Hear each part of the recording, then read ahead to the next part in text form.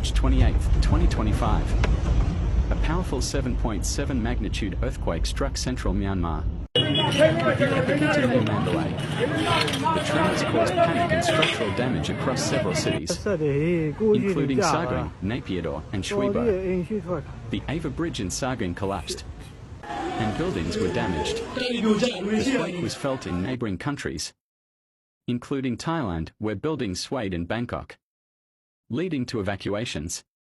In China's Yunnan province, houses were damaged and injuries were reported. Tremors also reached India and Vietnam, prompting evacuations in major cities.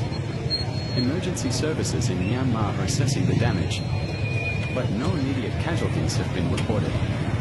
Authorities continue to monitor the situation.